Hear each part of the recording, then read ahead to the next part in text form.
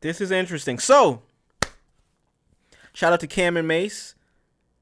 This is from, I believe, maybe their most recent pod episode, which would have been today, this morning.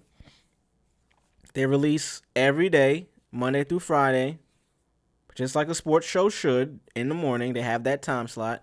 Mase says he's open to visiting Diddy behind bars on It Is What It Is. Interesting for so many reasons.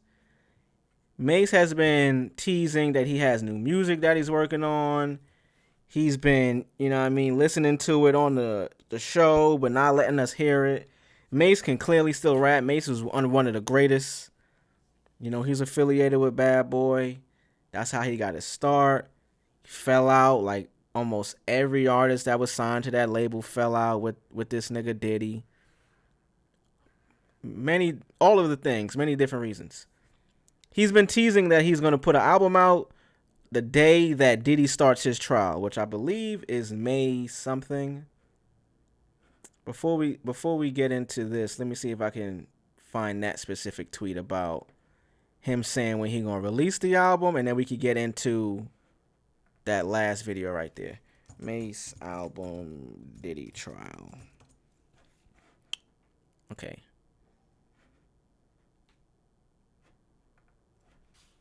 So here we go. 2-minute and 13-second video. Mase reveals he's dropping his new album in May on the first day of Diddy's trial. Let's listen to the video. Can y'all hear the music? We can't hear the music, Mase. No, brother. We cannot, sir. We can't hear the music. At least we could. Y'all can't?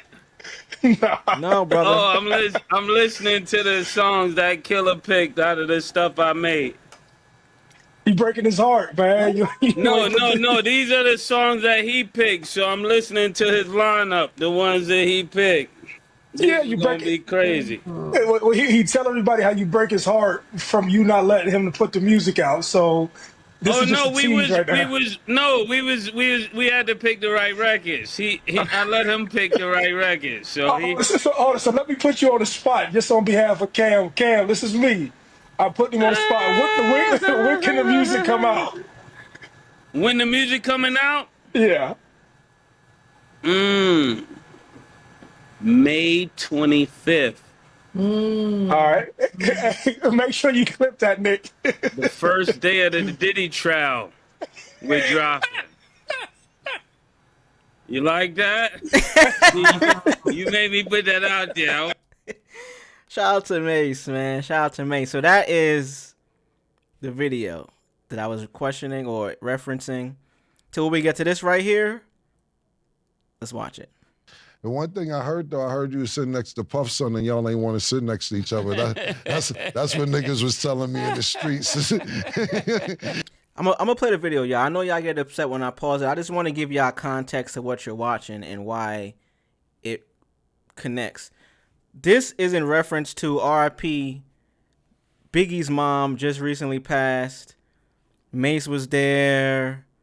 All of the Bad Boy affiliates, Biggie's homies, and Diddy's son was there.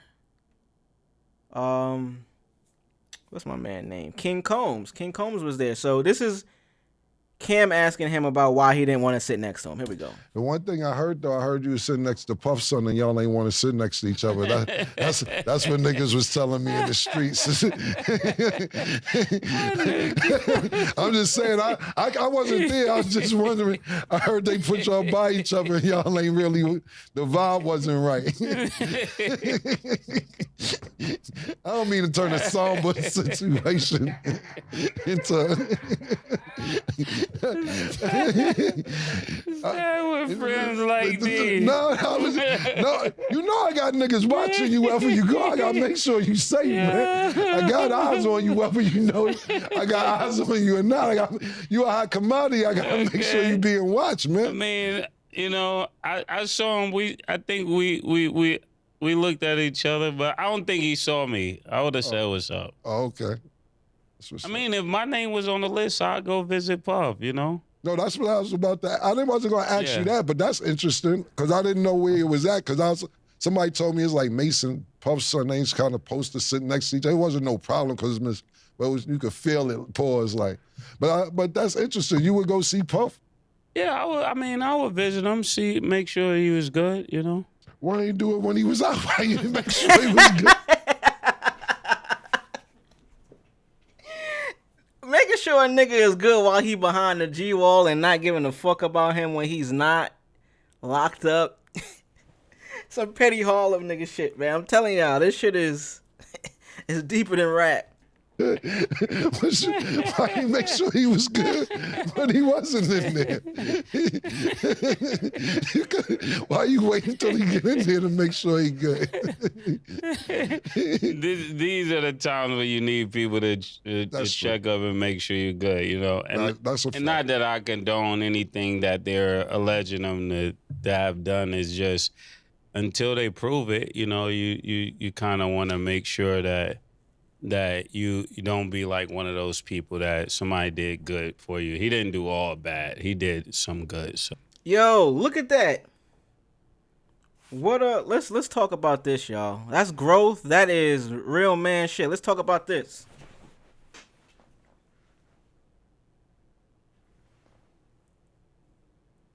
I like that, bruh. Mase has publicly come out against Diddy in all that he's done. He's dissed the nigga. He said that he ain't pay him. What a real nigga thing to say right there, where it's like, yo, through all of that, this person did still help me. He didn't do all bad. He did bad.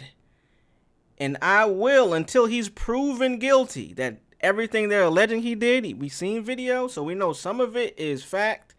But what he's on trial for, until he's proven guilty, I'm not going off of public opinion. I'm not going off of the internet.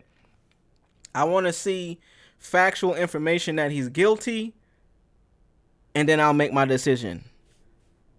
For Mase to say that, I think that is huge, bro. Like, I want to play it again because that just, like I said, this is my first time watching it. I didn't watch it at all. So for him to say that, I haven't heard Mase come to this conclusion and have this take, because I just showed y'all the first video. He was clowning like, yo, the Diddy trial, dropping my album, nigga. Alleging them to have done is just until they prove it, you know, you kind of want to make sure that you don't be like one of those people that somebody did good for you. He didn't do all bad. He did some good. So we definitely did some good. We definitely live in a country, a society that is not innocent till proven guilty, is guilty till proven innocent. Yeah. So people already facts ostracize you, put you on the microscope for things that you're accused of, knowing if you're not accused of, well, but not knowing if you're guilty or not. So I get where you're coming from. Yeah, And listen, I ain't talking about the tape stuff and all of that. I'm talking about just the musical side, giving me an opportunity. I think as a person of class, you definitely got to show up and sit somewhere in the court if they let you. Nah, I dig that 100%. You think he innocent? I don't know. Who did more for you, Puff or JD?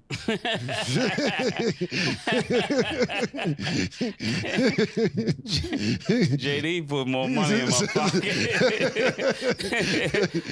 Puff definitely gave me an opportunity. But real quick, so. Ooh, good topic. I have a question for y'all watching right now. Who would you show more favor to? The person that gave you the opportunity to help you get on and get more future opportunities, or the person that put the most money in your pocket? Because you can argue, without the first person giving you the opportunity, no matter how it transpired from them, whether you went left or right, or you not cool, you cool, they are still the person that puts you in position to be even able to get highlighted to where other people are familiar with you, admiring you, like you, to give you more opportunity. Or the person that put the most money in your pocket. Because on the flip side of that, it's like, yeah, you did give me the opportunity at the beginning, and I'm appreciative of it, but then you damn near held me back after I got on. compared to this other person, yeah, they met me after you put the work in to make sure I got known, but you made sure I got known so you could get paid. This person did business with me while I got to that position that you helped me to, but they put way more money in my pocket. There's a difference there. Yeah, you can say, hey, I put you on, nigga. You put me on, but you took money out my pocket. You put me on in hopes of you making more money. So it wasn't really about me. You could have did it with anybody. You could have did it with anyone. Yeah, I'm talented. I had the work ethic. But just as talented as I am, you could have chose somebody else and put them in position, and maybe they would have been the one where you could actually eat off of because they weren't going to fight about it. As opposed to the person that, yeah, they're using your success, or not using, they're meeting you at a level where you're more known, but they're actually trying to put money in your pocket, either in a collaborative effort, they're directly helping you out, or it's mutual. I think that's an important, especially in the entertainment business, music, content, whatever you're doing that you're trying to entertain people. The person that puts you on is very important, but I don't think if that same person who puts you in position is also indirectly trying to take from you because they put you in position, I don't think that is as valuable as somebody that is now helping you make more money and putting more money in your pocket. Because at this point, it's not them eating off you. Either we're both mutually eating, we on the same plate, as opposed to I have a plate and you eating off my plate and I'm not even eating at all. You taking from me more. It's a good conversation. I would probably want to have that more. Y'all tap in the comments. Let me know what you think about that. Like, what do you think? This is the question. Do you have more admiration and respect or loyalty to the person that originally put you on to get you into position, but at the same time were doing everything to harm you and take away from your bottom line the amount of money you made? Or the person that helped you while you were already at your established position to make more money and didn't want a dime from you, or was able to eat together with you? So just as much as you ate, they ate. What do you think? Oh, but JD put more money in your pocket because you might have been down with Puff, though. Do you think that? Yo, see, this is why I love, and I'm sorry, I'm gonna play the clips. But I watch these in real time with y'all. This is why I'm pausing it so much. So please forgive me. I know y'all get on me about pausing these shits, but listen to what he just said. He's like, yo, do you think JD gave you and the assistance, the money, the financial assistance, the look, because Puff put you down? This is what I'm saying. Like, it's a really tough question, bro. Like, without Puff putting Mase down, we wouldn't know Mase. But in that same sentiment, Puff is also the reason why Mase probably didn't get to the height of where he should have been. Puff putting him in position made JD know who he was, for JD to come and be a better person to him and be like, hey, you know what? I'm gonna help you get some more bread. Let's listen to this again, because I think this is so important. JD put more money in your pocket because you might have been down with Puff, though. Do you think that, or do you think he would have gave it to you anyway? That definitely got something to do with it. That's what's up. We'll see how the trial plays out. Honesty. Black man being honest. Yeah, so if they throw my name on a list, I think right now would be a perfect time for me and him to have a conversation. Okay, so Mase, when are you gonna do a talk with Flea? Because that's what it's giving. I'm just saying. Listen, like, I told Mase a while ago he need to do his own show, The Word from Murder. I told him this. Mase got, listen, you think my stories is crazy? Mase sitting on a vault full of stories, my nigga. And I like when the times like this when he opens up, pause, because he doesn't. It's very rare that he opens up and talks about a few things. I asked Mase about some shit probably about 3 weeks ago, maybe a month ago, about some shit. He said, I gotta wait till I see you to talk about it. I said, we still running. Hey, growth.